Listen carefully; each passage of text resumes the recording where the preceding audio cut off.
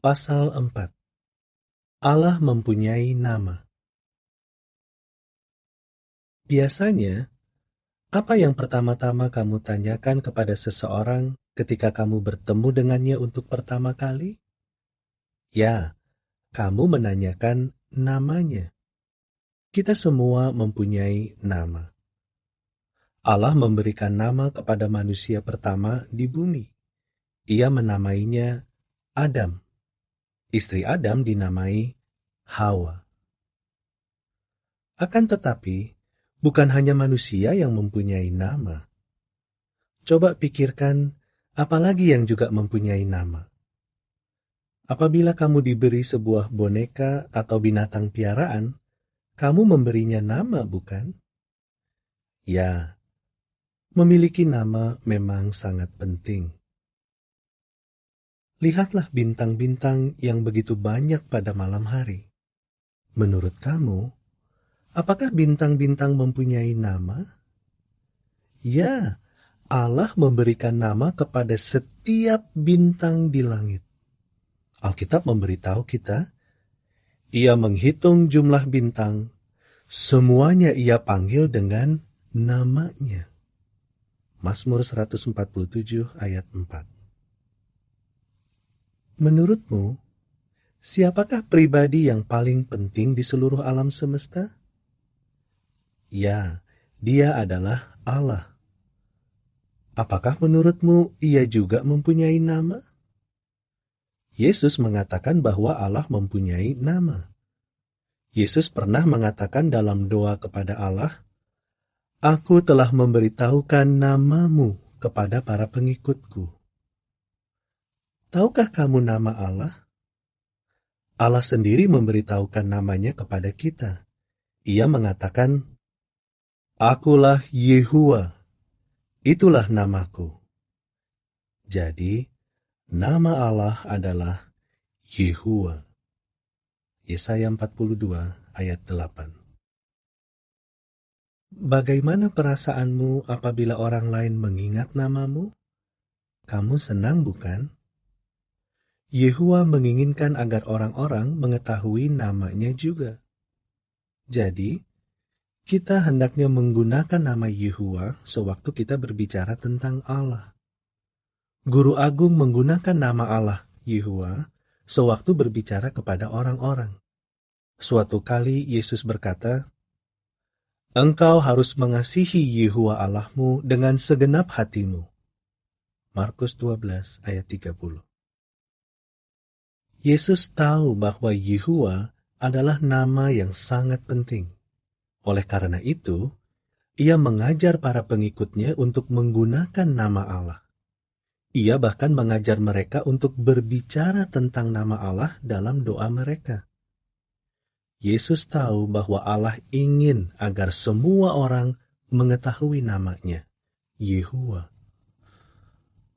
Pada zaman dahulu, Allah memperlihatkan pentingnya namanya kepada seorang pria bernama Musa, seorang Israel.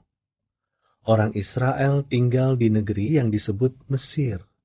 Penduduk negeri itu disebut orang Mesir. Mereka menjadikan orang Israel budak, dan mereka sangat kejam terhadap orang Israel. Pada waktu Musa sudah dewasa, ia mencoba menolong salah seorang dari bangsanya. Hal itu menyebabkan Firaun, raja Mesir, marah. Ia ingin membunuh Musa. Jadi, Musa melarikan diri dari Mesir. Musa pergi ke negeri lain, yaitu Midian. Di sana, Musa menikah dan mempunyai anak. Ia juga bekerja sebagai gembala, menjaga domba.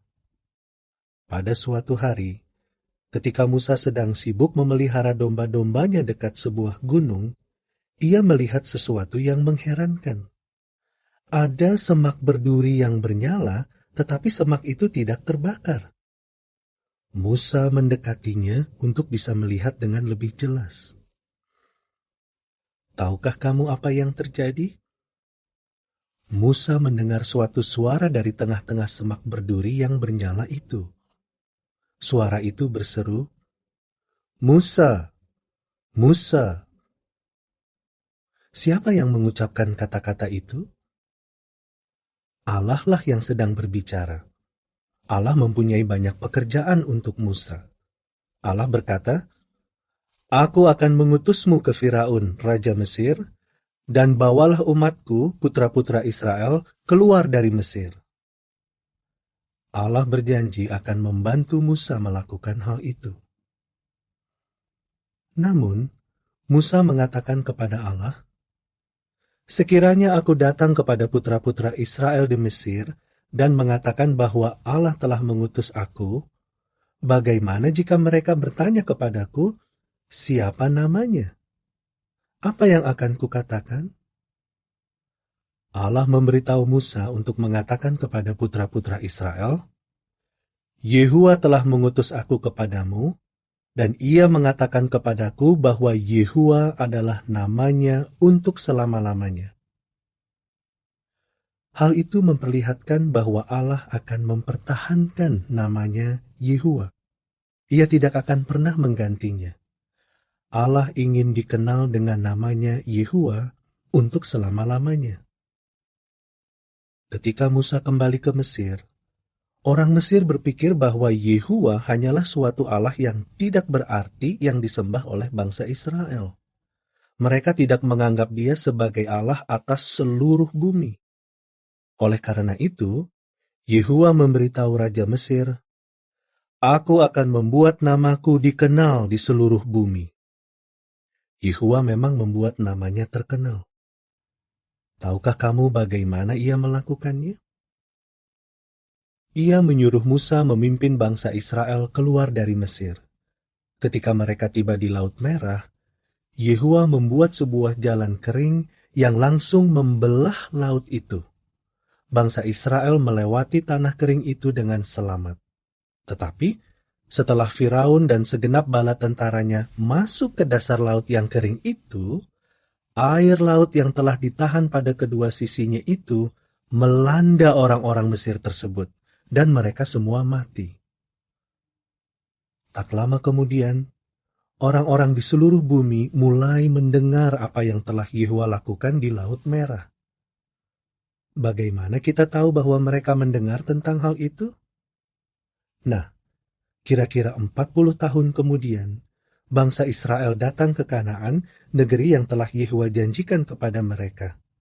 Di sana, dua pria Israel diberitahu oleh wanita muda yang bernama Rahab, "Kami telah mendengar bagaimana Yehua mengeringkan air Laut Merah di hadapanmu pada waktu kamu keluar dari Mesir." Yosua 2 ayat 10. Dewasa ini, banyak orang seperti orang-orang Mesir itu. Mereka tidak percaya bahwa Yehua adalah Allah atas seluruh bumi. Oleh karena itu, Yehua menginginkan agar umatnya sendiri menceritakan kepada orang lain tentang Dia. Itulah yang Yesus lakukan. Menjelang akhir kehidupannya di bumi, Ia memberitahu Yehua dalam doanya, "Aku telah memberitahukan namamu kepada mereka." Yohanes 17 ayat 26. Apakah kamu ingin meniru Yesus? Kalau begitu, beritahukanlah kepada orang lain bahwa nama Allah adalah Yehua. Kamu mungkin akan mendapati banyak orang tidak mengetahuinya. Jadi, kamu mungkin bisa menunjukkan kepada mereka ayat dalam Alkitab di Mazmur 83 ayat 18. Sekarang, mari kita ambil Alkitab dan cari ayat itu bersama-sama. Ayat itu berbunyi, "Agar mereka tahu bahwa Engkau yang bernama Yehua, Engkau sajalah yang maha tinggi atas seluruh bumi." Apa yang kita pelajari dengan membaca ayat itu? Ya, kita belajar bahwa Yehua adalah nama yang paling penting. Itulah nama Allah yang Maha Kuasa, Bapa dari Yesus dan pribadi yang menjadikan segala sesuatu. Dan ingatlah, Yesus mengatakan bahwa kita harus mengasihi Yehua dengan segenap hati kita. Apakah kamu mengasihi Yehua? Bagaimana kita dapat menunjukkan bahwa kita mengasihi Yehua? Satu cara ialah dengan mengenal Dia sebagai sahabat. Cara lain ialah dengan memberitahukan namanya kepada orang lain. Kita dapat memperlihatkan kepada mereka dari Alkitab bahwa namanya adalah Yehuwa. Kita juga dapat menceritakan hal-hal menakjubkan yang telah Yehuwa ciptakan dan hal-hal baik yang telah Ia lakukan. Hal itu membuat Yehuwa sangat senang, karena Ia menginginkan agar orang-orang mengenal Dia. Kita dapat turut melakukan hal itu, bukan? Tidak semua orang akan suka mendengarkan sewaktu kita berbicara tentang Yehuwa. Banyak orang tidak mau mendengarkan bahkan sewaktu Yesus, Guru Agung, berbicara tentang Dia. Namun, hal itu tidak membuat Yesus berhenti berbicara tentang Yehuwa. Oleh karena itu, marilah kita tiru Yesus. Marilah kita terus bicara tentang Yehuwa. Jika kita melakukannya, Allah Yehuwa akan senang kepada kita karena kita menunjukkan bahwa kita mengasihi nama-Nya. Sekarang, bacalah bersama-sama dari Alkitab beberapa ayat lagi yang memperlihatkan pentingnya nama Allah. Yesaya 12 ayat 4 dan 5, Matius 6 ayat 9, Yohanes 17 ayat 6, dan Roma 10 ayat 13. Sekarang, mari kita lihat gambar-gambar di pasal ini dan jawablah pertanyaan-pertanyaannya. Tahukah kamu bahwa semua bintang mempunyai nama? Hal penting apa yang Musa pelajari di dekat semak berduri yang bernyala? Bagaimana Allah membuat namanya dikenal di Laut Merah? Yesus membuat nama Allah dikenal. Dapatkah kamu menunjukkan nama Allah dalam Alkitab?